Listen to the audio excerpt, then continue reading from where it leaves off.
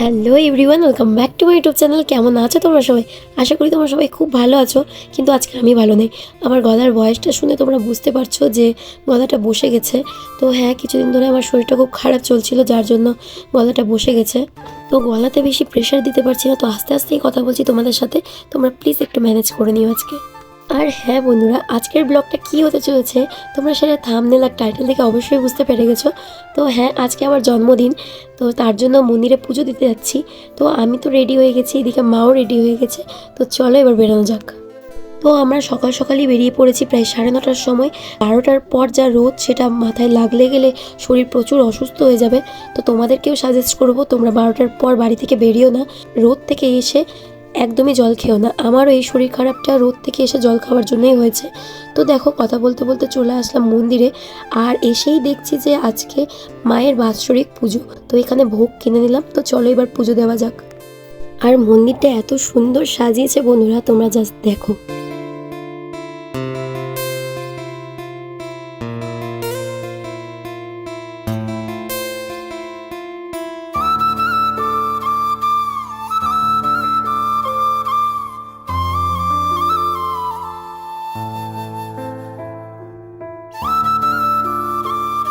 আর আজকে যত ভিড় ছিল, এত ভিড় কোনো দিন পুজো দিতে আসলে গেলে দেখিনি। তো চলো এবার মায়ের দর্শন করা যাক।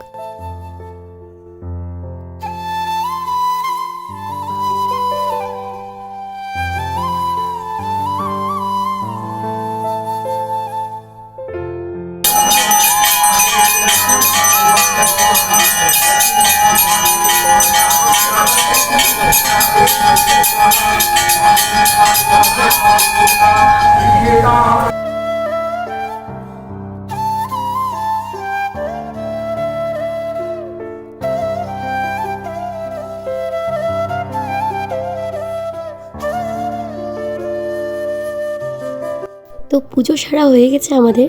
কয়েকটা ছবিও তুলে নিলাম, কয়েকটা ভিডিও বানিয়ে নিলাম। তো চলো এবার বাড়ি যাওয়া যাক।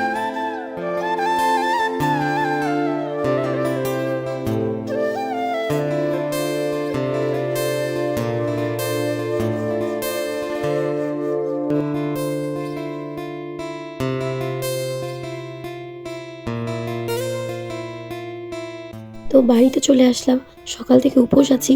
তো চলো কিছু খাওয়া যাক, কারণ খুব খিদা পেয়ে গেছিলো আমার। তো দেখো, চা নিয়ে নিয়েছি। আমি বেশি চা খাই না, অল্প চা খাই। তো চা আর পরোটা নিয়ে নিয়েছি।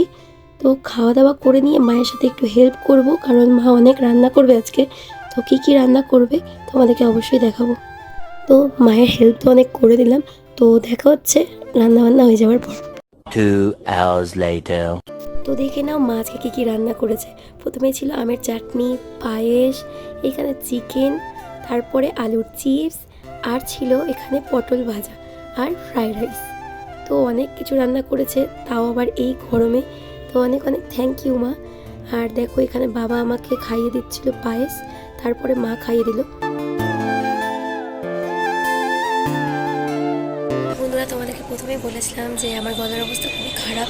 তো বেশি জোরে কথা বলতে পারছি না, তোমরা প্লিজ একটু অ্যাডজাস্ট করে নিও। আচ্ছা, তোমরা কোথাও শুনেছো যে এই গরমে 42 ডিগ্রি টেম্পারেচারে কারোর শরীর খারাপ হচ্ছে, গলা বসে যাচ্ছে, ঠোঁটও কাটছে শুনছি। আমার হচ্ছে, আরও অনেকজনের হচ্ছে।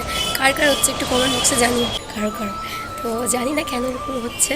সো গাইজ, তোমরা লাস্ট দেখলে যে আমি খাচ্ছিলাম। তো খাওয়া দাওয়া করে একটু ঘুমিয়ে রেস্ট করে চলে আসলাম ছাদে। খুব ঘুম পাচ্ছিল, একটু ঘুমিয়ে রেডি হয়ে একেবারে সুন্দর করে সেজে চলে আসলাম ছাদে। তোমাদের সাথে কথা বলতে। তো এই সুন্দর করে সেজে আর কোথাও না, ঘুরতেও যাচ্ছি না, পড়তে যাচ্ছি।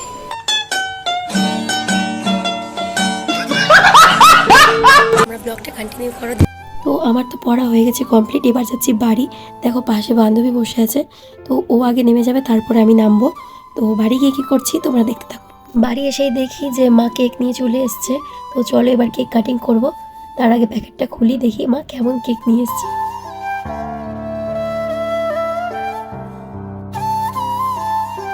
এই দেখো গাইস, কত সুন্দর। এ কি দেখো, আমার নাম খুশি, কিন্তু লিখে দিয়েছে খুশি। বাট ডোন্ট ওয়ারি, নামের সাথে কি এসে যায়, তাই না? তো চলো এবার কেকটা কাটিং করি।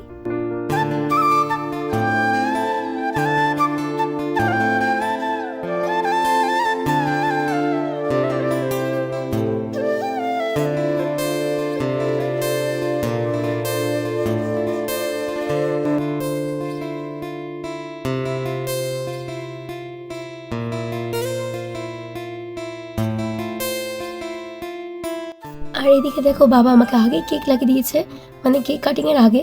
আবার চান্সে ছিল যে কেক লাগাবে গালে, তো আমি লাগাতে দিলাম না। তো ভিডিওটা এই পর্যন্ত থাকলো, দেখা হচ্ছে আবার একটা নতুন ভিডিওতে। তো আজকের মতন টাটা।